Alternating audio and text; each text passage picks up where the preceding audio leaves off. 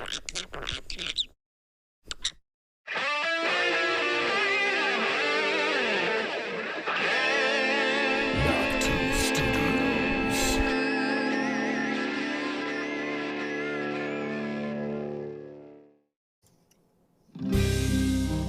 you play the game of microphones, you win or you die.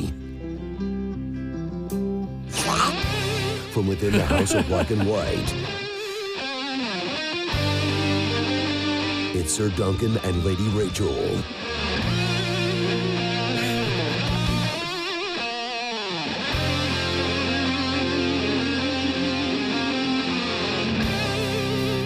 Well met and welcome to Game of Microphones. I'm Lord Sterling, Sir Duncan the Fearsome, flanked to my left by my co-host, Archmaester Stitches from the Luminescent Citadel on the Siren Isle. What's going on?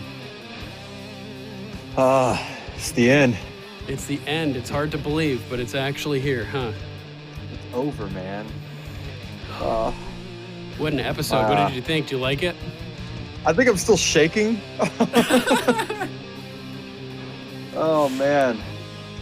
I don't know. Oh, man, I'm speechless. It was really good. I mean, how else do you do something like that, really? I mean, tie up all those threads. Try not to feel fan servicey, but obviously not. I mean, I really thought it was going to be a really dark ending for a little bit, especially in the beginning of the episode. I'm like, man, they're about to go here. Yeah, it got real dark. This thing's about to end, because all I kept thinking is that saying you hear all the time: if you think this has a happy ending, you haven't been paying attention. Yep, totally.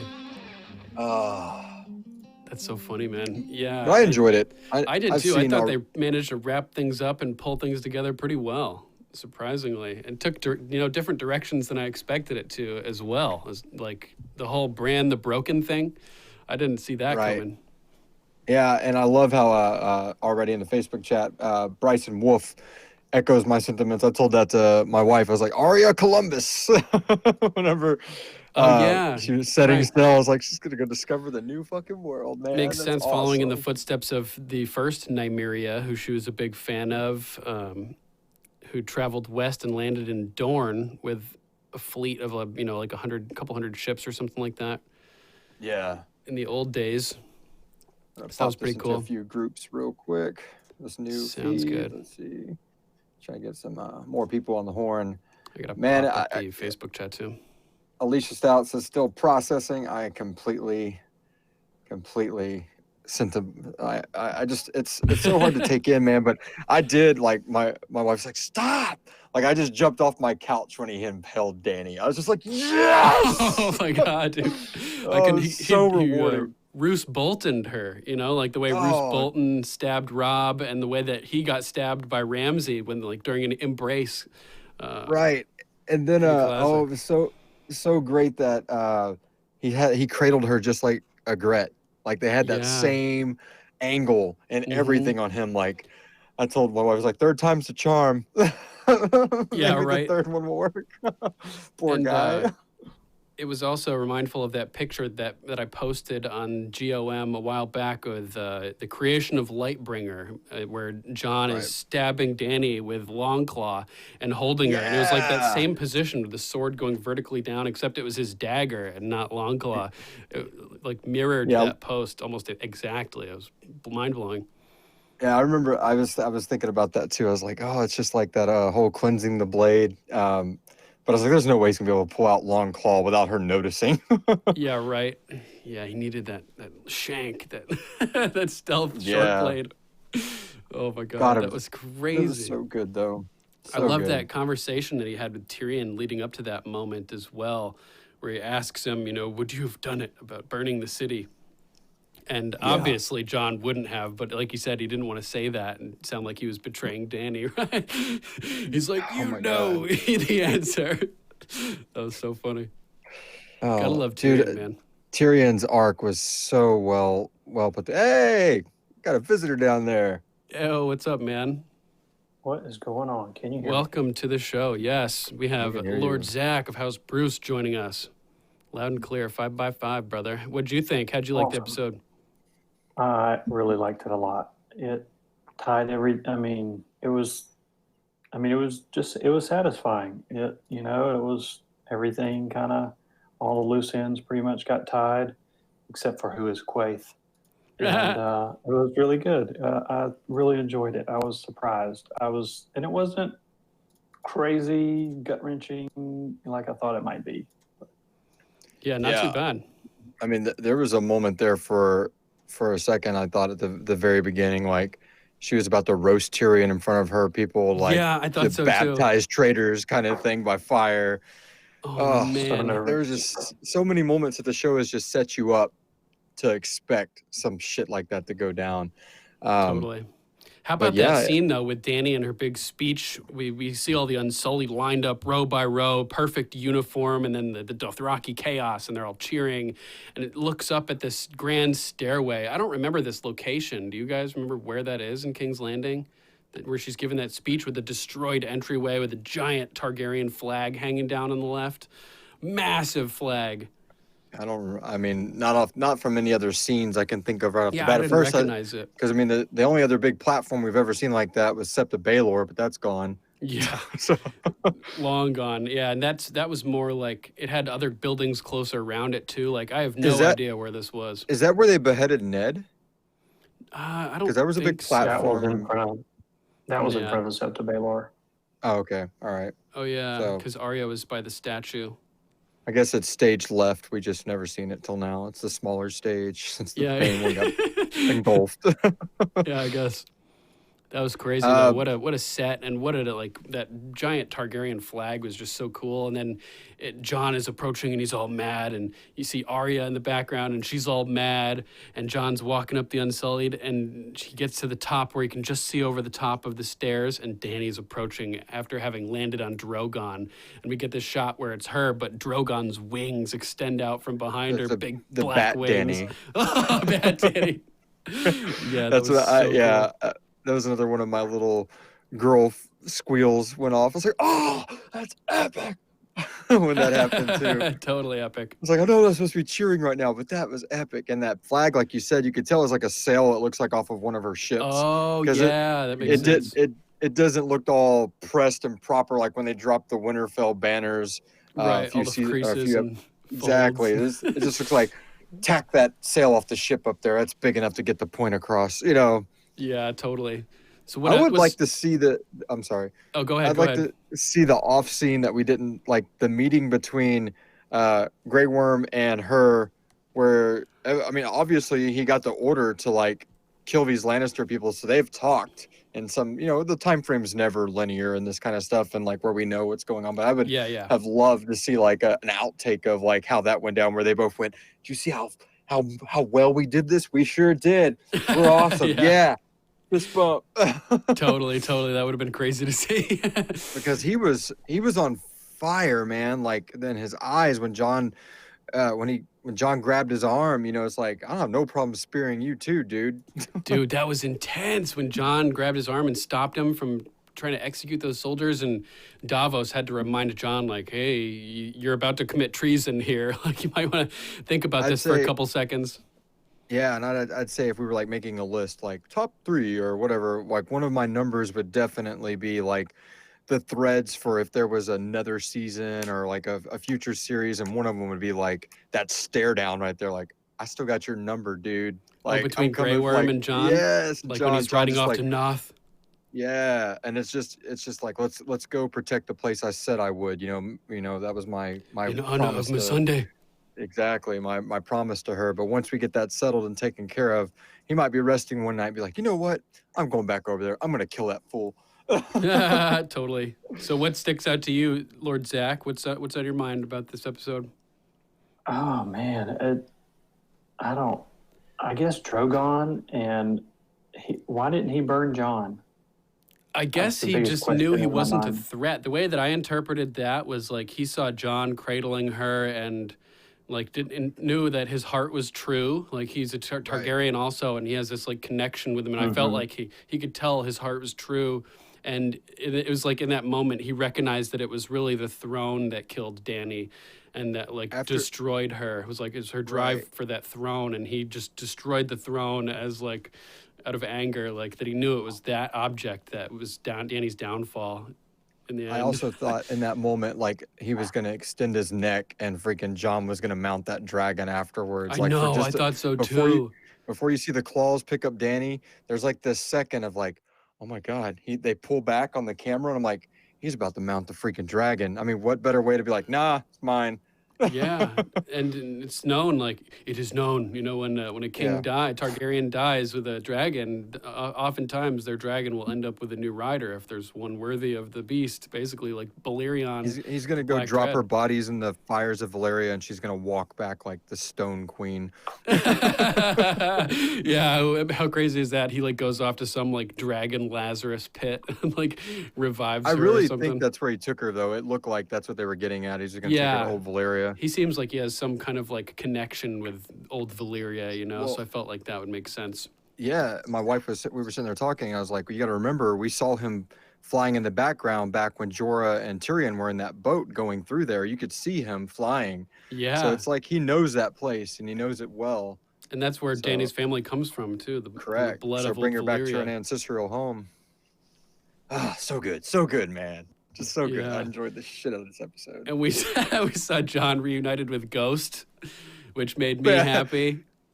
What's really funny is he's been sharing all those memes, like Kit Harington. Like he's been sharing all the memes on his social profiles about like not hugging the dog. Really? You know, like in the back of his head. Yeah, in the back of his head, he's like, wait till they see the end. Yeah, probably. All I these always see haters. posts by Kit Harington, but I always think it's like that fake account, you know? So I never know which one is like his real account. It probably is. That's so funny though. Yeah, I mean, we're all complaining that he didn't nuzzle him or something, but they went up face to face this time and Ghost like nudged him and knocked him to the side, which was hilarious. Good to see those two old boys together again, you know, riding north at the end. His dire wolf when he's king beyond the wall. Yeah, Lord Johnny of House Store had predicted that this is how it would end, with Jon north beyond the wall with Ghost. And I was like, I was really skeptical of that because I just couldn't see anything that happy happening, you know what I mean? But I guess we got lucky and we got some, you know, that was pretty awesome. Like you said, King in the North, I feel like that was Bran's plan. Send him north, he'll end up king beyond the wall. And so now there's 3 Stark monarchs. There's Bran, the Broken, in the south, Sansa, the Queen, in the north, and Jon, the king beyond the wall, probably. That's crazy. Yeah.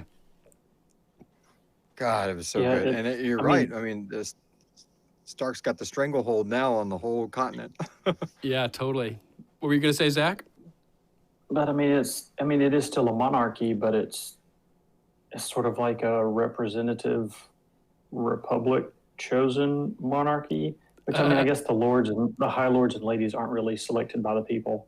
But at least the 6 lower kingdoms are having some form of representative democracy. Right. It's sort of representative. The people I don't guess get a direct vote in who their lord is, but the lord speaks for the people or represents them in the choosing of the monarch there at the dragon pit every time. He said, Bran, till, you know, from this day to your last day. So it is, I guess, sort of a lifetime appointment. But it's a little bit more representative than what they had before with it being ancestral. Yeah, it's still a kingship, but not a hereditary kingship. It's more like you're elevated to king by merit, at least according to certain people.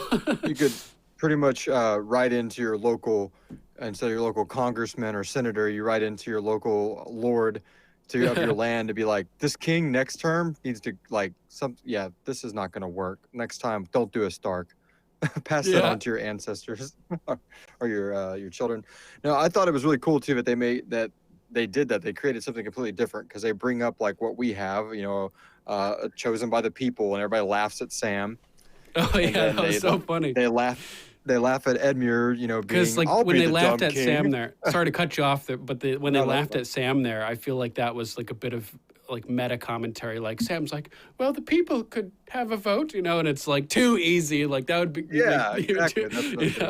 So everybody laughs, and it's like HBO laughing at us, like, haha, you thought we were really gonna make it that easy? Like, so many of you suggested it, but it would just be so, you know, far too simplistic for it to happen that quickly. Yeah, for there to be a parliament already like that. That was funny though. Brienne, I guess her father Selwyn is dead at this point for some reason because she's like voting at the table. Yeah, and so that was cool. Brienne is now the Lord Commander of the King's Guard, and I paused the screen to look at what she'd written about Jaime. And she gave him good credit for his exploits, saying that he tricked the Unsullied into attacking Casterly Rock, sacrificing his childhood home for a more strategic victory, that he outwitted the Targaryen army at the loot train battle, basically the golden train battle, like they called it, or something like that, and managed to get all the gold back to King's Landing, and that she listed all this good stuff. Died or sacrificed his hand to do whatever to save some purpose. I can't remember what exactly it said at this moment, but she gave him good credit, even though he broke her heart and abandoned her at the end. And I thought it was really big of her to be telling it like it is. Well, it shows you how important that bath scene still was to her from way back when, like him just at odds with the fact that he's never going to be seen as a good person. So yeah, here it is. Took river run from the Tully rebels without loss of life. Impressive. Lured the Unsullied into attacking Casterly Rock, sacrificing his childhood home in service to a greater strategy. Outwitted the Targaryen forces to seize Highgarden. Fought at the Battle of the Gold Road bravely, narrowly escaping death by dragonfire. Pledged himself to the forces of men and rode north to aid in the battle at Winterfell, and died protecting his queen. So he got his page filled out with some noble deeds in the end, which I thought was good, considering that the last line before he had seen the book, the last time he saw the White Book, it was what was it? Forever forth known as the Kingslayer. It didn't have quite a good ring to it, so I was happy about that. So I've already seen, when I was sharing some stuff earlier, people already saying something like Bran's evil, right? Like that he saw all this happening and now he's the king. Yeah, I was thinking he just like he knew Dany was gonna go crazy and all this shit. Yeah, he's like, all I really have to do is sit back and let other people do stuff for me, and I'll be the king. You go there, do this. You're exactly where you need to be. Perfect. He's like, why do you think I came all this way? Like, oh my God, I couldn't believe that when that happened. So epic. Tyrion was fantastic in this episode as well. Peter Dinklage, his performances during that scene when he nominates Bran the Broken was amazing, and his demeanor and expressions. And oh man, I was really sad that there was this moment that was supposed to be really epic during that speech, where he's like, well, what unites people, right? And he said, a story, nothing like an amazing story to unite people. And he was talking about Bran, but for a moment there, it was supposed to be meta commentary about the awesome fan base and everything, and the love for Game of Thrones, that this fantastic story has united all these people, but I felt like that was tarnished by the fans and their like ungrateful reactions of the past few weeks to all the hard work that's been put into this show. I mean, they may not have made decisions that you wanted to see happen. They may not have executed things as well as you'd hoped for, but they didn't have material, and they worked a lot, really, really hard to give us what they gave us, and we should be thankful, I think. And that, I mean, there's no way that George did not know this was going to go down to. Right. And I'm pretty sure if he was going to be sitting there with those guys and was just like, this is absolute garbage, what are y'all thinking? That they would be like, all right, well, let's workshop this a little bit then. I mean, we still got the books coming. If Dany doesn't go mad in those and something happens different, great. But as far as an end to this show, not from the source material, I like it. I mean, yeah, I think me they did too. a hell of a job. The last scene is right there north of the wall where the first scene opens up. I know, full circle, the trees man. and everything. So that's epic, man. I can't. I love it. I mean, I'm super just sit back, kind of a little brokenhearted that there won't be an episode next Sunday or next 2 years or whenever the spinoff series starts. So, I mean, there's an emptiness from that. But as far as the story as a whole and not some personal side to it, I'm I'm very like pleased with everything. I love the fact that we got to see Bran again. I was really getting nervous there until the end. Like, well, we're just not going to close his story up. He just Oh walked my out of God. Winterfell. We don't Lord see of him again. And then Highgarden, he Warden becomes of the East. What are else? The Lord of Lofty Titles. Davos called him. What was the grammar line he said? Oh yeah. We know you're the master of grammar too. Dude, that was so good. I was so happy to see that he finally got his castle, man. That's all I wanted from the series. Mm-hmm. You know, the Hound didn't make it, but at least Bran got his castle. Yeah, and Tyrion even brings it up. He says, "Sir Bran, do you is your the debt the crown owes you been paid?" Yeah. Yep. That was so funny. That was so great. How are you feeling about the way they wrapped everything up, Zach? I know that you've been pretty hyped about this season as well. Just like Johnny and I, we've been enjoying it thoroughly. So how do you think they wrapped it up? I mean, I think they did a really good job. It was very solid. It was, some people are going to say it was predictable, but I mean, Arya killing the Night King predictable. Rhaegon getting shot out of the sky with sniper precision was not predictable. Danny Also defeating, not realistic, but right. Danny totally burning the Iron Fleet with one dragon, no problem. Defeating all of the defenses of King's Landing, that wasn't predictable to me, with one dragon. And then her, burning, thousands, if not hundreds of thousands of civilians was very unpredictable. So there was plenty of unpredictability in this season as a whole. Not really. You so could much. only go. I'm sorry. Very good.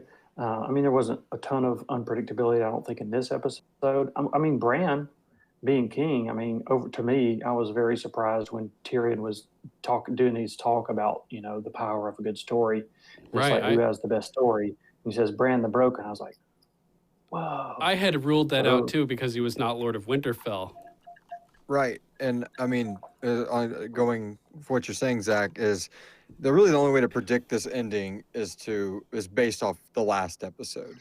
I mean, I don't know, Duncan, I texted him last night because I was just like laying up thinking about it, trying to write scripts for Sirenicide, and I was like, dude, what if they do like a Parliament thing? Like just sending him messages. And what if, I see Jon like stabbing Dany. That'd be cool. So I'm like, damn it, Johnny, I'm trying to play Dark Souls. We'll talk about this tomorrow. No, I'm kidding.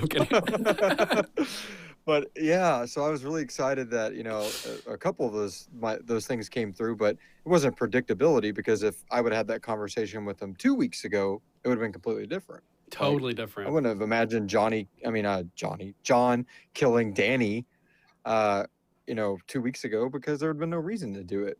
So like that art you posted that you were talking about earlier, like, oh, that's really cool. Like him bathing his blade in her blood and totally different context. But why would that even happen right now? And then after last week, it's like, okay, yeah, coming out of the previous episode, it's somewhat not easy, but you could get an idea of how this series will end. But there's no way you could have done that at the beginning of this series. So I'm completely with you, Zach. It's been a very unpredictable and my only major complaint about this series, and I'm not alone, unfortunately, it's just the pacing. And what can you do with what little time you have? Sure. That's about it. It is very like, even in this episode, 3 weeks later, like just those kind of things. Oh yeah, I had said to you last night, imagine if it started off with like 15 years later or something. Right, like a true epilogue kind of thing. Yeah. Well, on that note, I told Amy that like right when he goes, ask me in 10 years, I'm like, watch, the screen's going to go black and go 10 years later. Yeah. No, wasn't worth I thought it. we might get a time jump. Yeah, we got a little one, but not a very big one. Let's see, I'm trying to get some comments up here. Man, how gnarly was the visual effects when Drogon melted the Iron Throne? Oh man, that was so cool. He started like going all around at first and then just started blasting it. I was like, damn, dude. Yeah, the graphics were great. He was he undid what Balerion, because it said that the Iron Throne was made from the swords of Aegon's fallen enemies, but made with Balerion's dragon fire. He heated it up enough to bend it and mold it. Totally. But you're right. That look of like the edges of it just crumpling over, Yeah. man. Oh, so epic. And it's really cool too because it's like if she can't have it, nobody will. Like that's what we were Yup. here for. Because I mean, Rosanna. what does Bran sit on? His wheelchair? I guess that's it, huh? Yeah, I guess that's his throne, the first wheeling throne. Rosanna Corleone says, "Why didn't anyone say when they were deciding who was going to rule that Jon was the actual heir to the throne?" I guess that would have been a continuation of the wheel that they were trying to break. But it's a valid question, totally. Because he's gonna go north of the wall, find him a wildling redhead, and call it good. Yeah. Third time's a charm. I guess some people thinking that none of Varys's birds with the message about Jon got off. I mean, nobody mentioning it. Maybe none of the ravens got off. Nah, they got off. He was writing them all day. They definitely got off. I thought so too. But I guess they can all get behind the idea of starting fresh after the destruction at King's Landing. Think about receiving that raven if you're like titty sucking Robin Aaron grown up. Imagine that guy made it. That guy made it through Game of Thrones, everybody. That guy. Oh my God, sweet Robin, the feeble survived. Anyway, imagine him and like what's his face? Shit, just lost it. Sir, leader of the Knights of the Vale. Man. Anyway. Yeah. Royce. I know who you're talking about. Royce. Yeah. There you go. Thank you. Imagine them getting that raven and saying, "Oh, look. Oh, great. Another Targaryen. Awesome." Like Jon's a true Targaryen. And I mean, it's one of those things that just depending on how the person would have received that message from Varys, like, would they have been super really thrilled, like ready to rise up in that moment, or just like, well, okay, but he's in love with that girl, so they're gonna rule together. They would have been like what the fans were speculating. I think it's really cool that they went with this whole break the wheel thing. That way, I know she's a tyrant or went down a tyrant, but that way her conquest wasn't for nothing. I mean, look at King Robert. He didn't want to rule. Look how that worked. And it seems like, things are at peace even without Dany having to reign with fire and blood. Like the six kingdoms are united. The North is an ally. Beyond the Wall, the wildlings with Jon they seem cool up there as well. There's going to be like a Pax Westerosi, I think, for a time, for the time being, a play on Pax Romana, which was like a famous period of peace in ancient Rome. So I think that YouTube, it ended up pretty well. YouTube, Anthony Chelato says, "Jon's not coming back, right?" I was like, I think that's what that little half smile was when he looked back at the gate. Like, yeah, I think that was Bran's plan too. Bran knew that. It was Princess Sarah says, "I was so worried we wouldn't see Ghost again. They kept showing Jon walking around at the wall, and I was like, where is Ghost?" Finally, we got some good Ghost action, though. Like, good interaction with Jon and seeing them riding together and, I was really happy about that. It was cool seeing Tormund. Is he like Lord Commander of the Night's Watch now or something? He was at Castle Black, right? Was that Castle Black or was that like a different castle? Or it looked like half a Castle Black that wasn't buried by snow and ice. Lady Sarah of House Larkham says Dany's outfit was like Darth Maul. Yeah, it really was. That's awesome. A white version of it. Yeah, that's true. Oh man, she was bad, but she looked so good. Yeah, for sure. What is this? So, do y'all remember before the season came out, one of the visual effects guys said something about there was going to be a lot of, I don't know if he said ghost action, but there's going to be a lot of direwolf. Y'all remember there was a story that came out? It was several months before the season started, but. I mean, overall, no Nymeria, no super wolf pack coming in to fight the undead, and Ghost he rode off with Jorah at the beginning of the Battle of Winterfell, and that's the only digitally action put he next did. to Jorah. Yeah, you got a really cool snarl in that scene, at least. I mean, I don't know. The direwolves were not featured in this season. I mean, Yeah. at all, really. Disappointing for sure. Definitely. I wanted ice Heather- spiders. I would have taken ice spiders.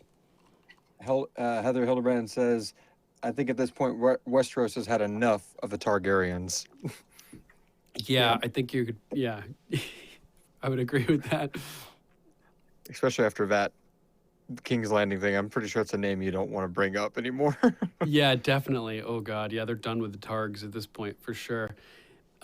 Eber Panda Akoa says, bittersweet seeing Jon in the Night's Watch again. It really was, huh? So crazy. Yeah. What's up, Eber? Stancha C. Hall. Yeah, what's up, man? Stancha says, I have been paying attention, and there was a happy ending. Ramsay was wrong. Like one of these faces. Yeah, there you go. You know. Yeah, that's pretty mind-blowing, Stancha. At least, I'm happy with the ending. I hope you're happy with the happiness of the ending too. It wasn't quite as bittersweet as I thought it was going to be. I think they were thinking that, oh, Dany's going to die and it's going to be bittersweet. But after seeing her go mad, it's like nobody's really that upset about it, you know? Right. Yep. Patrick and that's Nide says, Jon versus Grey Worm, who wins? What do you guys think? We didn't get our Jon versus Grey Worm showdown that we predicted. I think if Grey Worm's not in that berserker mode, I think it could be Jon, just because he's got that ability. I think, but I think when in the moment, like right there at the boat, like if he would have jumped off that boat with Jon still being all defeated and confused, Jon would be toast. But like if you set them up from here on out, like a good 3 or 4 months from now, I could, Jon finally getting his bearings back, finding his reasoning for living and all that kind of stuff. Yeah. But I mean, if you go up against him in that mode he was in the last episode or at Angel the of beginning Death of this mode. episode, you're screwed, man. Totally. What do you think, Zach? Yeah, I put my money on Jon. Really? Yeah, I mean, more all-around swordsman. I mean, the Unsullied are trained in what? Short sword, spear, and seems like there's one other thing in the books. But that's the thing, though. Like, how are you going to even get past the reach of his spear? Like, I'm as big of Jon backer as anybody, but I don't know. Like, you could never get to me if I was holding a spear. You know what I mean? I've that'd held be a cool if hockey he stick. slices- The mountain. the mountain got closer than Oberyn's spear. I mean, it kept him to a distance somewhat, but a more powerful, skilled swordsman can, get inside of a spear, and then the spearman's at a severe disadvantage. Yeah, true. If they can get inside the spear. Are they fighting in close quarters like Barristan Selmy and Grey Worm were? Right, that's the thing Grey too. Worm held his own with that spear in the close quarters. Even in close quarters, impressive. And we've seen Jon do guys. Yeah, but we've seen Jon do a pretty good bit of work outside of his sword play too, like his headbutts and his like leg sweeps, and I think he's resourceful enough to I think it'd be an epic battle. I don't think it'd be easy at all. he killed Stur, the Magnar of Then, with a hammer that was just like chilling, like a blacksmithing hammer. Right? That's true. That's so right. He's very that's resourcul, like you mentioned. So He's got I think he'd beat him. skills. Rock climbing, wall climbing skills. Especially if he's got to Redhead defend skills. somebody, yeah. But like if he had to defend somebody, like so say he's charging at him, and if he dies, like in that moment right there, it might have been a good fight. Like say if I kill this dude and that's a wave, but those other Unsullied would have dropped him. But if he's in a situation where he's got to kill Grey Worm to save somebody or go to the next objective, my money's definitely on Jon. Very That dude with a interesting, mission is very unstoppable.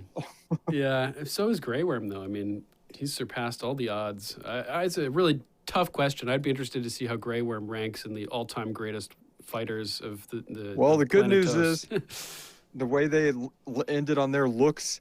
If there was to be some kind of like movie or some if kind they of run into tie-in, each other by accident somehow. they totally set that up, for a fight. Grey They're Worm not going to is shake not. each other's hands and be like, you know what? Bygones, Yeah. brother. Grey Worm's like, fuck that guy. Dude, a really good fight would be Oberyn versus Grey Worm. Oh, yeah, that's true. I would give Oberyn the edge, though, because he's just so fast. Lord And Johnny years of of House Store experience. says, all the spoilers were wrong, except for Rhaegal getting killed and Mel getting her... And Someone getting Missandei. Missandei, yeah. Missandei getting her head cut off. All other spoilers were wrong. That is great to hear. That's so cool. They probably filmed a bunch of scenes that were fake to throw people off and intentionally leaked the fake footage. I mean, that's what I would have done. Create my own spoilers, like Tyrion, where he's sending one piece of information to Pycelle, another piece of information to Varys and everything, and sees what leaks out where. You control the information flow. That's pretty slick. Mm-hmm. How awesome was it when Jon was walking into the Red Keep or wherever to go confront Dany? He's walking, and then the snow or ash starts to move, and I was thinking it was crumbling brick. That was such but it was Drogon moving. Oh man, that was great. That was like top 10 series moments. Yeah. He just curled back up like a cat and let him go. Right. He's like, oh, it's just Jon. He can smell that Targaryen blood, and like we said, when Jon kills his mom, I think that Drogon was just like, couldn't have been him. Speaking of Drogon, what does Bran want to do with this dragon, man? I know. Oh man. It doesn't like he wants to kill it. So in the books, you get like a little bit of inside info when Bran is warging into things, like when they're in the tower and the fight with the wildlings is going on outside, and there's a storm, and they're worried that Hodor, because he starts Hodor. They're worried that he's gonna alert the people to their presence, right? The wildlings. So he wargs into Hodor, and we learn that Hodor like fights back. And there's another example in the books. So when you try to warg into, whether it's like a shadow cat or a bear, a snow bear, or a person, like they will fight it. And so Bran, if he were to warg into Drogon, it would be interesting to know how much of a fight Drogon put up. And then if Bran succeeds, whether or not Drogon would be willing to accept Bran as being part of his system and like roll with it. You know what I mean? Like whether or not they would be there would be symbiosis between the two. It'd be an interesting concept. Sitting up on like a rock, and as a raven like gets near him, he's just like splat. Like, I can't find Drogon. Have y'all seen him? Because I can't get near him. Yeah, totally. Like the Beatles. Oh yeah. I'm not gonna lie. So when he was pulling the rocks off of Jaime and Cersei, in that one moment where he starts slamming the rock in anger, I went, "Smash the Beatles!" And then I was like, "Really? Right now? Really?" That's the perfect time. What are you talking about? Heather Hildebrand says, I needed someone to call Jon Lord Commander. I needed to see Jon get some reward for all this shit he's gone through. The man has died for his cause, fought in every war, and all he gets is sent to the wall as a ranger. I think that he's going to be King Beyond the Wall. I think that was Bran's intention, basically, because he knows Jon is done with structure, and he's going to go do his own thing, I think. And the only thing the thread that would have held him, he's like, "You can come visit me," and she's like, "No, I'm going to go discover new worlds." He's like, "Okay, I'll just go up north then and do my thing." Yeah, Arya Columbus. Oh yeah, we forgot to mention, Johnny Store points out that Bran, Braun, Pycelle, Martell, Tyrell, all similar names. Bran is now master of coin. Imagine how much he's looting. Oh my God. Oh yeah. Well, I mean, but you pay off somebody like that with as much as he's got. I mean, he's been poor long enough to probably respect it more than, True. other people. That's a good point. If he was serious about it, he did seem serious about it. Like he was asking like realistic questions for the position and stuff. Sorry, go ahead. Who was between Sam and Edmure? Was that like the new Frey, or who was that guy? Yeah, I'm not sure. I think all the Freys are gone. But enough to be a Frey, and he's in that by the Riverlands. If they were kind of sitting in some sort of order, I don't know. It was not sure. I got obviously the guy from Dorne just because of his robe, his outfit. But I was like, who's on the other dude? side of Yara too, there was another guy who I wasn't sure who he was either. There was the Prince of Dorne, Yara, and then this other guy. To her right, I couldn't pinpoint him either. We got to see the floppy fish. Yeah, dude, that was the best relief ever. Oh my God! Well, my experiences fighting as a veteran of multiple wars has led to some types of skills in statecraft. Sit down. Uncle. He was trying to Yeah, perfect comedic moment. Yeah. Perfect comedic timing, because the whole audience around the world was yelling the same thing Sansa Shut just up. said. Sit down. He was trying to push himself as a potential king. Like nobody's taking you seriously, Mr. Floppy Fish. So brutal. Heather also says Sansa's wanted to be queen since season 1, episode 1, and she finally got what she wanted. And Princess Sarah adds, and she never even got to sit on the throne. No, she didn't. She got to touch it, and that was it. Well, Daenerys, yeah. Yeah, that was pretty crazy. The music during that scene was amazing, Johnny. I'm sure you picked up on that. Zach, you pick up on music too, don't you, Zach? How about that music when Dany was touching the throne? It was so ominous. It was, I can't remember the music when that scene started, and it was just her. And then I think when Jon came in and then they were face to face, I think their theme from the boat came in, and it was so good. Yeah, when Jon was walking out out of darkness, or fading from the darkness, walking up, that's when those notes, I think, started hitting from that theme. Oh, and then when he was leaving the Red Keep for the final time to sail north as well, he's walking down the stairs feeling guilty for what he did. And it's playing sadly the Jon and Dany theme as he's reflecting on all that he sacrificed to get to that point, and how she's gone and everything like that. How about the theme playing during the Stark Predator montage, like where whenever they're all suiting up, like sliding my sword in, doing like all those things to get the Arnold. That music was really good. Like, I don't remember that exact music. I know the scene you're talking about, though. I think it was the Stark theme modified or something. Yes. Yeah. Mm-hmm. It was like a version of the Stark theme. Nice. Big, like with voices and strings kind of coming in together. It was really good. Really good. Did y'all notice Sansa's throne or chair or whatever it was? It was in front of the hearth. It was fairly simple. It was in front of the hearth, but on either post. It was like a square, but it went kind of straight up, and then it was the checkering that makes the wolf's coat in their sigil, and then at the top were wolf's heads. Awesome. Really good. I didn't notice that. I'll check that out on the second watch, definitely. That's badass. I loved Arya's boat the same way. They followed that checkering up to the Viking-looking wolf head at the top of her Love that ship, too, man. And Princess Sarah's mentioning the small council scene at the end with all the banter, showing the characters like getting back into their own grooves, and like that things are getting back on track, and it's kind of business as usual.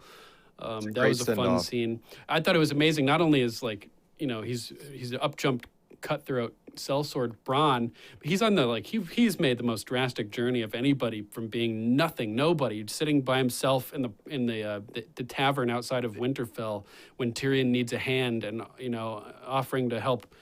When Catelyn needed a hand to capture Tyrion, and he now is on the small council. It's amazing what a journey he's gone through. Glad to see him. Sorry, go ahead. There's a Latin saying that fortune favors the bold, and he was bold to stand up and say that he would help Lady Catelyn, and then he was bold to stand up at Tyrion's trial by combat at the Eyrie. And I mean, just on and on throughout the story from there on out. He was, he took Cersei up on her deal, to take the crossbow north at the beginning of the season, and he just, kind of played his cards, as best as he could at any given time, and ended up pretty much on top. Gotta respect him, and I was happy to see him allied with Tyrion again at the end. That was really nice.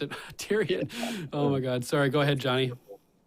I was going to say, Eber Ochoa in the chat, it's like, we still know what Pod did to those whores, but we know he's got some badass looking armor now. Dude, so he was is he in the Kingsguard now? She called him Sir Podrick, and he was wearing Kingsguard armor, it looks like. So he's not going to be able to, take any wives? Seems like a waste of, He could still do what the Kingsguard was doing, when they go visit Littlefinger's place. That's true, that's true. We know that Bran is going to rebuild the brothels. Yeah, absolutely. Tyrion will be in on that too.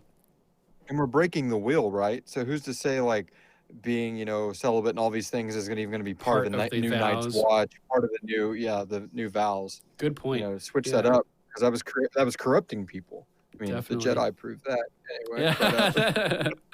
Justin Aguirre Anza says Bran, King of the Six Kingdoms, Sansa, Queen in the North, Jon, King Beyond the Wall, with a big smiley face. Yeah, I think that's what they're getting at, is a total full spectrum domination. Yeah, the Holy Trinity. Yeah, that's right. Oh, man, it's great. Oh, man. And Sarah Larkham points out that Brienne must have knighted Pod now that he's Sir Podrick. Oh, Yep. man. Lady Princess Sarah of House von Daltron mentioning the Reigns of Castamere playing when Tyrion found Jaime and Cersei's body.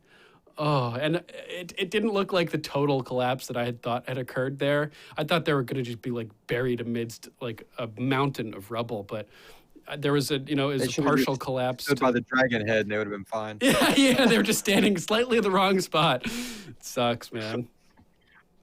But how do you know what to do in that shit. Ahmed Adel says a Targaryen, Jon, alone in the world is a terrible thing. Oh, man. He won't be alone. He'll Igret 2.0. He'll find her sister. And he's got Ghost as well, too. Oh, man, that's brutal, though. Now he really is the last Targaryen. That's right. Which Aemon thought he was the last Targaryen at the Wall for decades, too, right? So, well, actually, no, he knew Daenerys was out there. God, it was such a good episode, man. I can't imagine like another, there's a million different ways it could have gone. Like I said, I was imagining Jon getting on that dragon there in that last moment after he burnt the throne. Like, come on, man. Now I'm yours, rightfully. Yeah, like, man, he's going to fly off. We're happening. not going to have no proof who stabbed Dany. Except for, I guess, they'll deduce, wait, Jon's missing, and so is the dragon. John's like, habeas corpus, you can't arrest me if there's no body.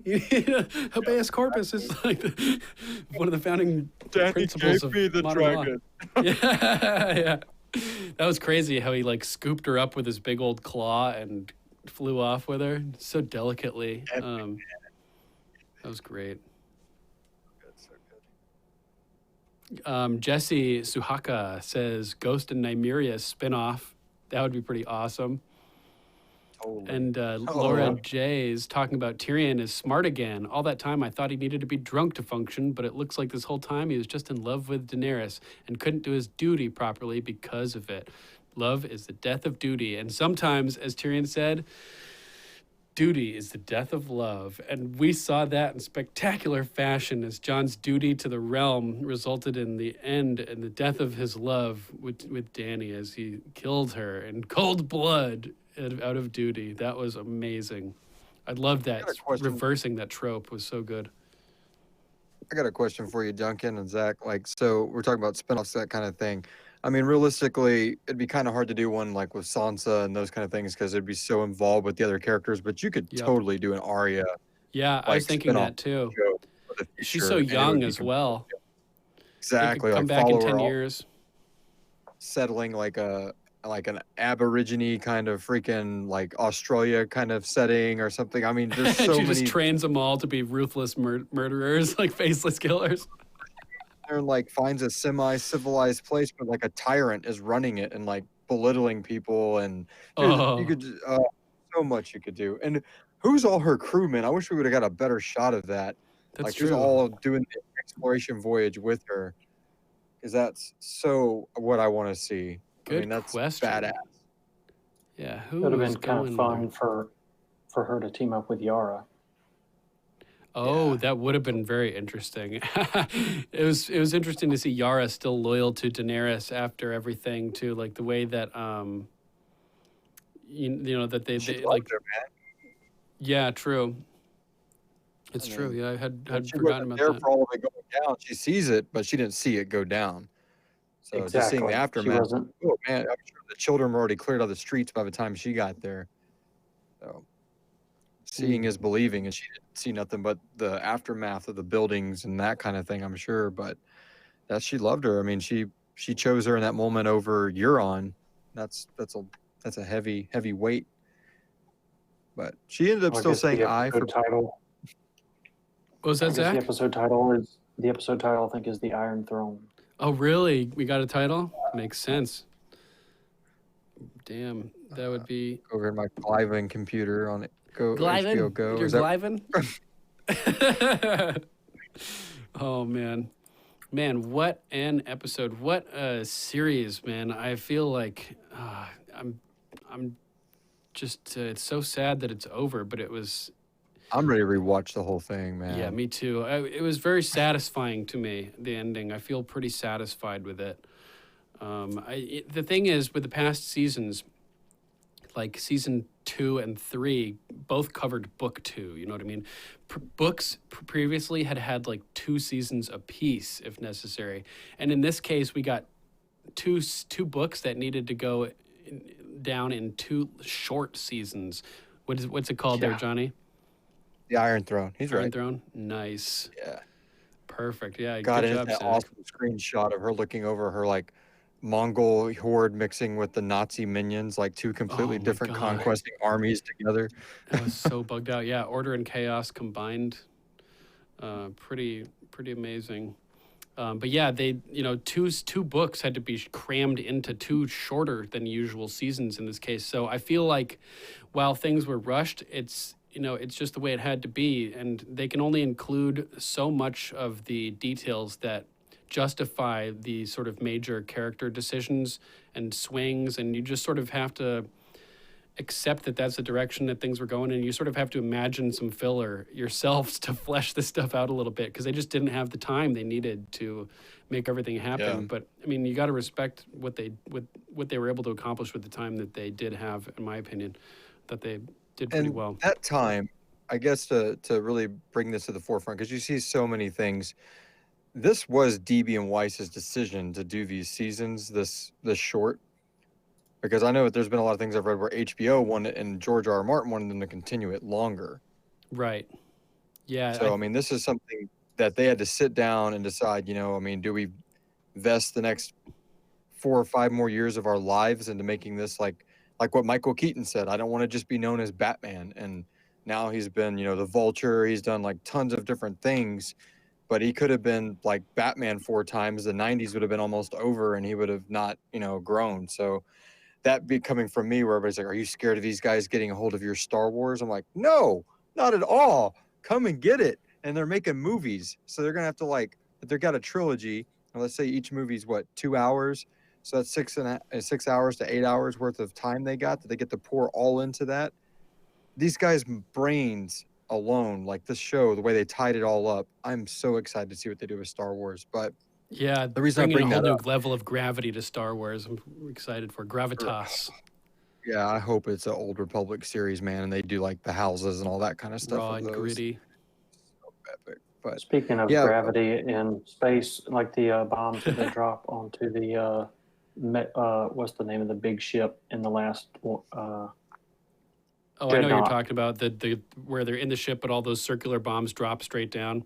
They probably had no like gravity. artificial gravity on the ship or whatever, or magnetic things shooting the balls down. Who knows? Yeah, there's no gravity though. It's so funny. Jeremiah Becker says, "I think Podrick is commander of the Gold Cloaks, maybe." And he also mentions, the city guard, city watch. He says in Dany's vision of the throne, the next thing she sees is Khal Drogo and her son. I guess that meant she died and joined them. Damn. So that was like she's there face to face with the throne. She reaches out to touch it, and then she hears Drogo calling and goes out through the door and meets with Drogo. And here she's face to face with the Iron Throne. She touches it. And then she gets killed by Jon and maybe is reunited with Drogo. So it's like, I wonder if we went back and calculated the time between her reaching out to touch the throne and the number of seconds that passed before she meets up with Drogo, if they would line up between her reaching to the throne and then being stabbed by Jon. That's beautiful though, man. I didn't really, I didn't put that together until that too. Johnny Stower says it is the Old Republic series. Man, if you could link where you found that info, I've read a bunch of articles, but I haven't seen anything confirmed by Kathleen Kennedy or Star Wars or anything like that yet, that's what the subject matter is going to be. So I'd appreciate it if you got some source. Ahmed That's not pleasant. Al-Zikra says, Al-Zikra says, I was expecting a scene with some hidden White Walkers opening their eyes at the end of the episode. I think that would have been awesome. Yeah. It would have been cool, but it's like they just got rid of him, you know? So Yeah, it wouldn't, exactly, like- it wouldn't have made sense yet, but it would have, you know, set up a cool, another repetition of how everything goes in circles. Yeah, I would have been a little like, well, that's kind of just like horror movie. That's like Danny like standing as like a half dead thing in Valyria looking at the camera or something like that. Yeah. Like, I'm coming back. My friend Adam Kruger, who doesn't watch the show, but who loves the memes that have been being developed as a result of season 8 and sends them to me constantly. He he was like, he doesn't even watch the show. He's like, how would you feel if the episode ended with Eddard Stark waking up tomorrow and it was all a dream? Like, what was that famous show Dallas that ended like that? Oh, that's what I was thinking about. Lost Dallas. You're right. And, Lost is where they're all waiting or whatever. Yeah, I thought it would have been kind of cool if Eddard Stark wakes up and has had this profound vision of the way that all these events unfold as a result of him not telling Jon who his mother was and him dying before he could do it. And he realizes, I need to tell Jon, and like goes and just tells Jon the first thing he does when he wakes up. That would have been kind of cool. Wow. That would have been badass. I mean, kind of like just that scene of like aged, using CG to age Jon like down or give him to shave his beard down and just sitting at the table like right when Robert and all them are laughing and I need to tell you something. Come here. Yeah. You're the fucking king of the 7 kingdoms. But don't look at Robert because he'll kill you. We're gonna have to execute this very smartly. Whole new show. Yeah. And Sean Bean will still die somehow. Oh yeah. Inevitably. I mean, it had to happen, right? Let's see. I liked it at the end of the Small Council episode. Tyrion goes back to his honeycomb and a jackass. Oh my God! I almost shat when they cut off the joke again. Yeah. Oh, that was so disappointing. I know. There was some like Reddit commenter or something who came up with the ending for that joke that was actually really good. We posted it, but I can't remember exactly what it was at this moment. It was kind of involved. Pretty excellent, though. I was pretty amazed at how clever and crafty this joke was that this guy came up with. Anna Ukoleon says, I don't know what Dallas is. I have no idea. I think that's the name of the show, right? Isn't that it? There was one episode where Peter Griffin, like, doesn't the Simpsons, or sorry, one of those old episodes of Family Guy ends with like the ending of Dallas where the guy wakes up and goes to the shower and that's the end of the Family Guy episode, that it was all like a cartoon dream or something. Oh man. I thought it was super ballsy when Tyrion quit as Hand of the King as well. That was amazing. My heart was pounding. I was so scared for Tyrion right then. I know, me too. Terrified. Yeah. Amy Tosses Boland it down the street. on YouTube says Jon the Queenslayer. Yeah. Hey, Amy. And Sarah Christine, Princess Sarah says, are you planning on doing a live show following the documentary next week, Duncan? Yes, we definitely should do that because they're airing that documentary about filming this season, which sounds really cool. We should definitely all hop on and talk about it. If you guys want to come on, you're more than welcome to. Get Rachel, get Sarah on as well. Have a good old party. Same time slot or? I'm not sure. I don't remember. It might be on right now, or it could be on, some other time. I think it's next week. Sure. Next week, is it? Next week, or something like that. I can't remember. Nice. Yeah, that's pretty. I'm looking forward to seeing that. It would be nice. It would be nice if there was some kind of law in Westeros that says you can't do double jeopardy with the Night's Watch. You can't be assigned to the Night's Watch twice. That would be kind of cool. Although the first time Jon wasn't assigned there, he chose to join it. Yeah, that's true. It was voluntary. Yeah. And I guess you wouldn't. New life, if you die and then are resurrected, would all previous charges go away and it's like a new cycle, so it can't be double jeopardy. Right. Yeah, Jeremiah double jeopardy. Yeah. Jeremiah Breaker on YouTube says, I think the guy next to Edmure was Howland Reed. Oh, I was wondering about that too. That would have been pretty cool. And then Mira can come be the queen. Oh yeah, with Bran. Here's your consolation prize. Yeah, totally. Let's see, what else we got? It was Howland Reed, then he should have scolded Bran for doing Mira dirty. Right, yeah, totally. Doing her real dirty. Not as dirty as Jaime did Brienne, but still pretty dirty. Yeah. Not as dirty as Bran did the Seven Kingdoms by knowing all this shit. Sitting around. Yeah, could have stopped that whole thing, probably. There were some good lines in this episode. Tyrion, when he was talking with Jon, talking about Varys, saying, now Varys' ashes can tell my ashes. See, I told you. I told you so. That was so brutal. Oh, I was not looking forward to seeing Tyrion being executed. I was very nervous about that.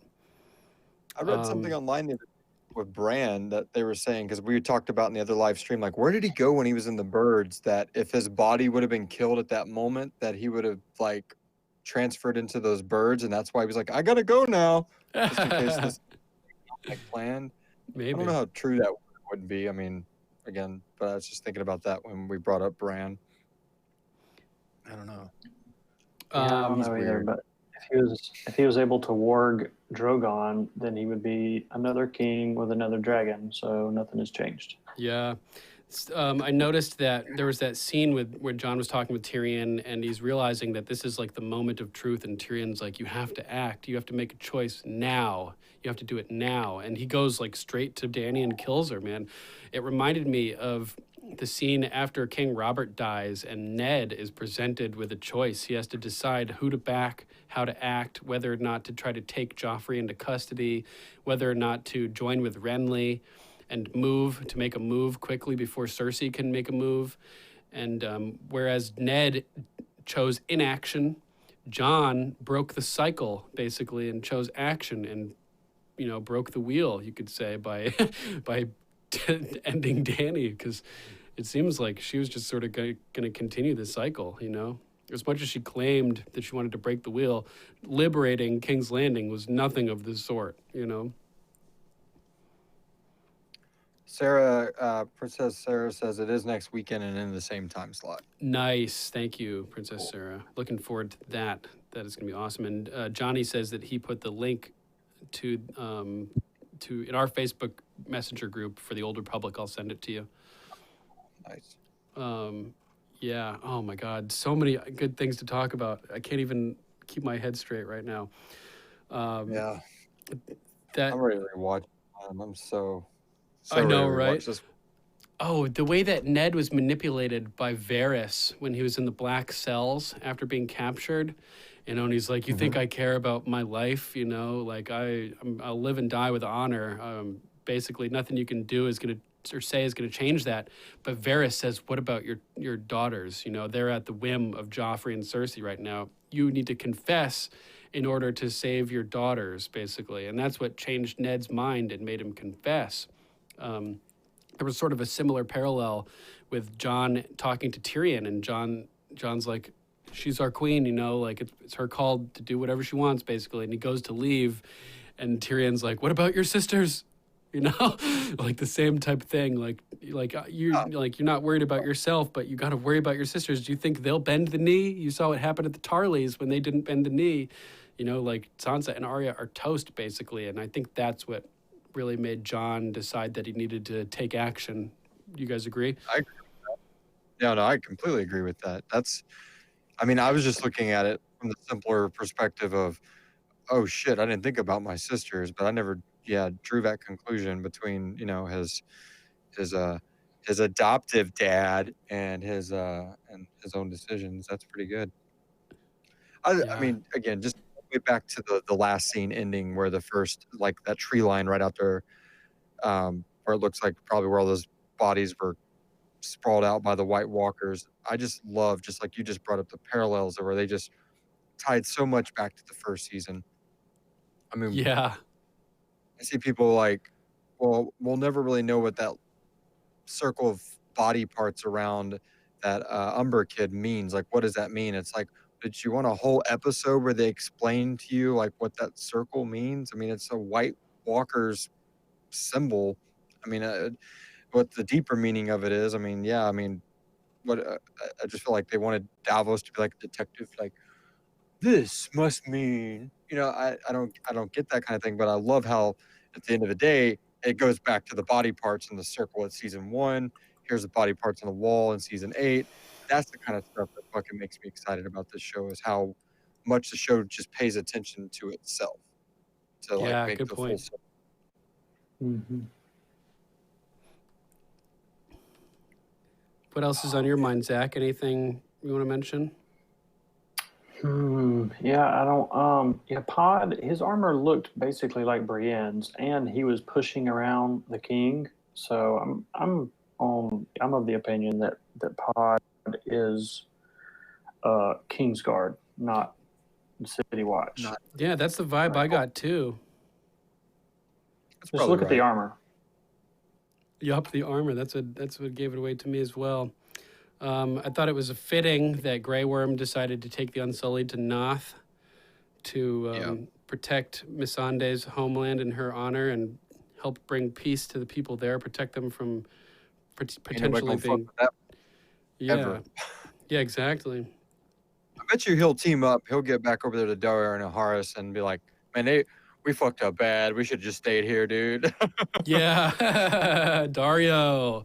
Too bad we didn't get to see more Dario. I thought maybe like things were going to be helpless for Dany and he was going to like pop in and kill Jon Snow or something. That would have been wild. Conversation between them two about that though. He did what? And they let him, huh? Get back on a boat. Let's go.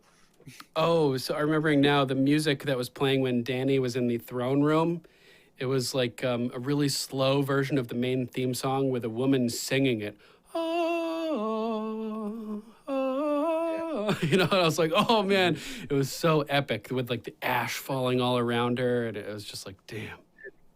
That's from the vision. But at the same time, I was like, I know this woman's evil right now, but there's still a piece of me like 7 seasons strong that's like, yes. I know. Like she got there, she's in the presence of it. Her victory speech was crazy, but that scene didn't feel like that. She didn't look all twisted, contorting, or anything like that. She was just, I did it. Oh my God, I did it. Her zeal was a little unnerving, though. Like her wide-eyed. John's like, well, it's your choice and my choice, but what do they? What about their choices? All the other people, they don't get to choose. Yeah. Oh my God. Once he walked in, yeah, that ended that. I'm talking about just that space before John comes in. Oh, okay. She was like just this, I did it. Like that, her touching it, just like, I can't believe this is true. And I'm sure in her head, it's like, the visions are real. That was real. What I saw in the House of the Undying, here I am, But she looked semi-innocent in that moment, I guess is what I'm getting at. And then when John walks in, yeah, she's just like, mask back on, screw this. Then they'll die, like that person. Because I'm so good. I'm liberating everybody, liberating little kids of their lives. Yeah, right. Liberating them of their lives or from their lives. It's brutal. And she was still talking about, freeing them from the grip of a tyrant. And it's like, open your eyes, hit a mirror. Just look. Yeah. Go look in a mirror. Any mirror. Can't see the forest through the trees there, Dany. Yeah. Sarah Larkham saying Drogon was guarding Dany, but let John go through to kill Dany. like he knew. He was like, yeah, go for it. Yeah. That you were right though, Zach. When he came hulking out of the snow there, that was like one of the coolest moments of the entire series, I think. It was like a Dark Souls moment.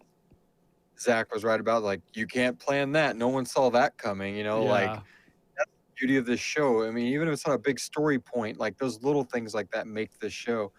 Jeremiah Brecker and YouTube saying the same thing. The fantasy genre and TV has been embarrassing until Game of Thrones. I hope we get more high-quality fantasy now, like, proving like, it doesn't Xeno Warrior Princess.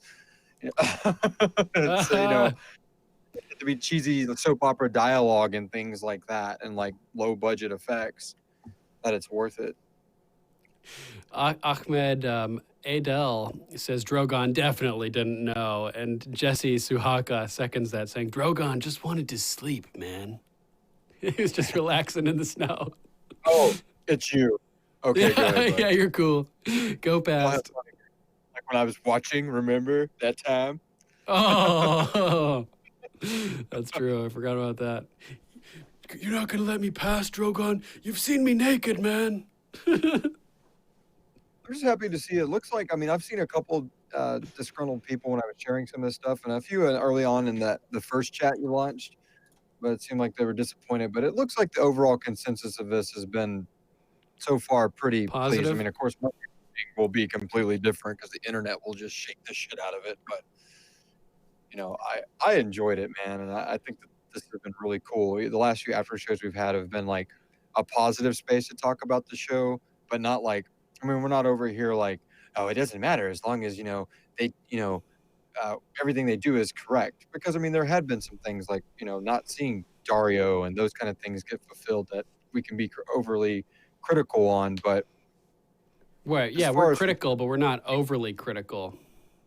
Right, exactly. It's I can't, now looking at it that it's done, think of like, what's the alternative, you know, for going from the last episode, not, I mean, anybody can rewrite from season 3 forward. I mean, we could have Lady Stoneheart and all these things we could do if we wanted to, but writing from the last episode to this, how would you end it? And that's what was aggravating me so much over the past week. It's like, just chill, wait till next Sunday, man. We're going to know, you know, and then when that's done, you can, you know, go through and do all your, you know, from my basement retcons you want, you know, but I think they did a good job. Yeah, I think they did a great job. I feel like Game of Microphones has been like a little isolated bubble of positivity, or at least, you know, like not too much negativity. Like you're saying, yeah, we'll criticize a show where we see it, you know, making sense to criticize, but we'll also, you know, try to rationalize decisions that they've made so we can, you know, mention that some of these criticisms are unfounded. I think we've done a good job debunking a good number of them. What does that say there, Zach? When you don't contribute to the group project in school, but you still get an A. Oh, it shows, Brandon. Yeah, that's in a nutshell. He's Hodor doing all the work for him, Mira doing all the work for him, everybody doing all the work for him. Where he's like, I'm gonna go over there now, and just like wargs away, you know. I'm gonna go now. Thanks for dying, Theon. Man, the other complete positive that I noticed from HBO, without spoiling too much, because a lot of people don't watch trailers and everything, but that trailer for Westworld season 3 looks amazing. Coming out of season 2, which I did not care for, which I know. Oh yeah, I heard season 2 wasn't very good compared to season 1. I mean, it's got it's not spoiled, but it's Jesse Pinkman. Well, I'm glad you liked it, Zach. Season 2 was awesome. Season 1 was awesome. Season 3 is going to be awesome. But they showed Jesse Pinkman from Breaking Bad. Looks like, I guess he's going to be a starring role in the next. Aaron Paul. Really? Yeah. I like anybody with Ron Paul in their name. His name is A.A. Ron Paul. Yeah. You done messed up, A.A. Ron. A.A. Ron. Oh man, Lord Travis sent me a message. He says, I literally yelled yes when Tyrion started saying the mule and the honeycomb and the jackass brothel story. Oh my God, that was so funny. That was such a beautiful send off for all that. I mean, the way the camera faded. Oh my God. The slow fade. So that scene when Tyrion. Sorry, go ahead. What was that, Johnny? Well, I loved him setting the chairs up too before they came in, showing how much pride he takes in like this. Like, this is, I'm the hand of the king. That, you know, I can't have them come in and not look right. Let me, because it's like, why are they spending so much time on this? And you start getting into the psychology of it. It's like, okay, I get what they're doing here. Shows he cares, and yeah, it was really sad to see him broken to the point where he didn't want to be hand of the king. You know, where like he didn't think he deserved it. When he's like one of the most ideologically pure and deserving of that. And it was sort of like when the past week when he was like, well, Jon doesn't want to be king, and Varys was like, sometimes those who don't want it are the best decisions, like sometimes the best rulers are people who don't want to rule. And it's like Tyrion here. He's like, I've already been hand of the king and queen too many times. Like, I don't want it. And I like the way that Bran said that was his punishment, that you've made a lot of mistakes and you're going to spend the rest of your life fixing them. I thought this was a great penance for Tyrion. Very appropriate. So who wrote that? Sarah's bringing up the Book of Ice and Fire. Maester Ebrose. So that's the parental one, right? That's the one who was... Yeah, the one who believed Sam about the White Walkers, but like it was when they were walking through the library together, and he was handing Sam all these stacks of books, and he was like, "Oh, I'm writing a book about the wars, chronicling the wars that took place after the death of King Robert I, and the following wars between the houses of the kingdoms." And Sam was like, he's like, it's called The Chronicling of the Wars that took place after the death of Robert I. And Sam was like, oh, that's the title? Like, you could come up with something more poetic. So we had speculated that it would be Sam that may like redo that book with Bran's help to get all the inside information for all the point of view chapters, and that it would be like Bran and Sam had written A Song of Ice and Fire, which was like George R. R. Martin's book. But here, it was appropriate, saying that this chronicling of these wars and the factions after Robert's death and the rise of Ice and Fire and Jon and Dany, calling that like the War of the Five Kings and everything, the Song of Ice and Fire. It was cool. I liked them pulling it all together like that. What did you think, Zach, about that? Yeah, that was fun. And Sam says that he helped Ebrose with the title, from his Ebrose's long drawn out, technical title that he had. But Ebrose, when he was going through the library and stacking book upon book on Sam, he was like, okay, you gotta get your facts straight and be, get the truth of what happened, but you also got to have some poetic sense about how to tell a good story. So it was written by a good storyteller, and it was well put together, and so it was the perfect story. Totally. Cliff on YouTube says the Starks finally get a happy ending. Even Jon and his element, at least it looked like he was glad with the ending. Just wanted more. What happened to the Dothraki? You think that were they on the boats? I didn't notice that either. Yeah, good question. They're just terrorizing Westeros now, just riding around. That's like the Mongolian horde has been released across Westeros. Stop knocking down my shitty wall, damn Mongolians. I don't know. Good question, man. I'm wondering too. Where are the Dothraki? They're the new Kingswood Brotherhood that are just going to be menaces to society. Yeah, totally. Definitely. I can see that. Yeah, I'm really glad. Joanne Abernathy says, I'm so happy to know other people liked this episode. And I'm in agreement. I hope that we learned that this episode had higher ratings than the previous few episodes. I'm really disappointed with the fandom, to be honest. I think that a lot of the criticism has been overly harsh and just ungrateful and unjustified, I mean, just like being Star Wars, man. They're everywhere. Oh, yeah. Yes.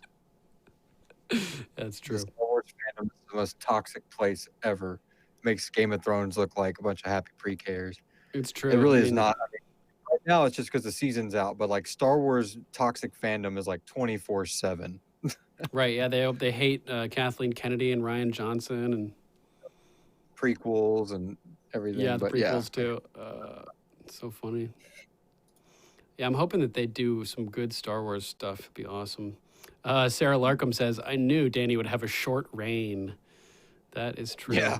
And Heather Hildebrand says Dothraki were milling about at the docks. So, dude, I don't know. I am not sure what the deal is with them. Alicia Stout says, I find it strange that Bran never wanted anything, yet at the Dragon Pit when he's chosen for king, Bran says, that's why I came all this way. So he changed his mind? Yeah, that was so bizarre.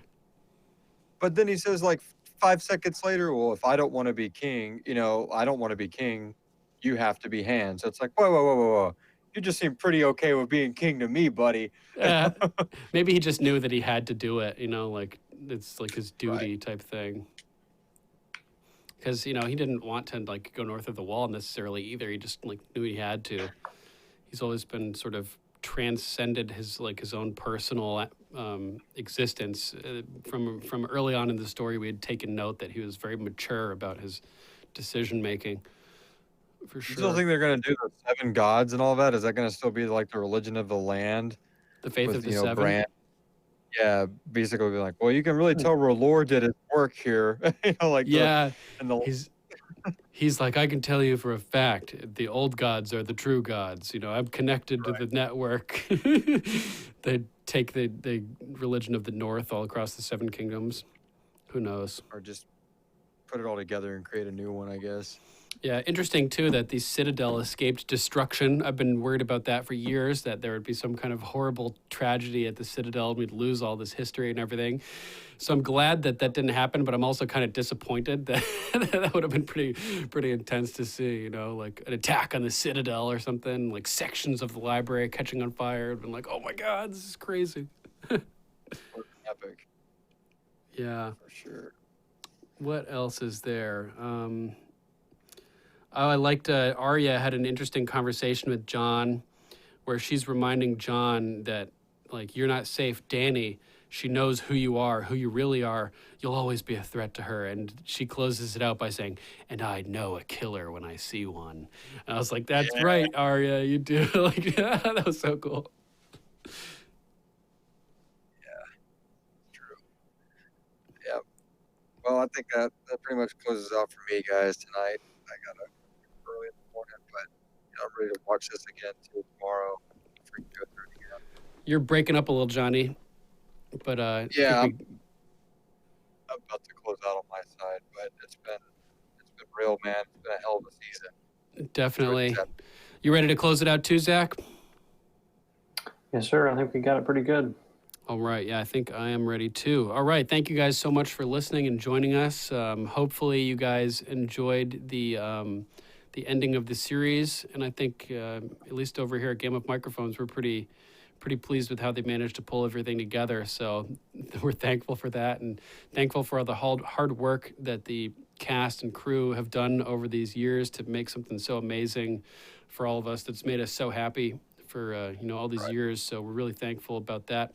Thank you to all the listeners for being part of it and helping us talk through all of this and everything as well. Hang up and chat with us, man. It's been fun. We'll have our deep dive out in a couple days too as well. So Rachel and I are going to take notes and do our recording tomorrow. So we'll have that out as soon as possible. And if you guys want to give us a call to send us your thoughts, you can always hit us up, 813-JOFFREY. You can send messages to ravens@gameofmicrophones.com or hit us up on Facebook. Any of these things down there or up there that you want to check out, GameofMicrophones.com. You can send messages from there as well. Facebook, Twitter, Instagram, Gab, Minds, and what's that last one? Twitch at GoMPodcast. BitChute, YouTube, Twitter at Game of Microphones, or no, Tumblr, sorry, at Game of Microphones. If you guys want to support the show and like what we've done and want to show your appreciation with a monetary support, that would be helpful as well. We have a backer right now who's matching donations 3 times. So if you want to donate, that would be the perfect time to do it. We'd appreciate it, and it'll help us stick around as we move forward past the end of Game of Thrones. We're looking forward to covering the books and everything like that. We'll be covering the Fire and Blood maybe first, and then going through the entire book series and doing spin-off series of TV shows and the novellas and everything like that too. It'll be fun to cover Dunk and Egg. Looking forward to doing that. It's going to be a really good time. So I think that pretty much wraps everything up. Again, thank you to Lord Zach of House Bruce for joining us today. It's been great having you on these live episodes. Thank you so much for joining us, Zach. Awesome. You're welcome. Thank you. It's great fun. Yeah, you are very welcome, and it was definitely lots of fun. And Johnny, been great to having you on throughout the season as well. Appreciate it very much. Thank you so much, Archmaester Stitches, for being with us. Salute. Yeah, and make sure to check out Sirenicide, the serialized horror drama podcast, going into its 4th season, starring Johnny Stitches, Archmaester Stitches as Johnny Stitches, and me as the mayor of Morston, Texas, Malik Husto. Thank you guys for listening, and we will catch you in a couple days for the deep dive. Make sure to check us out on YouTube if you're listening to the audio stream of this.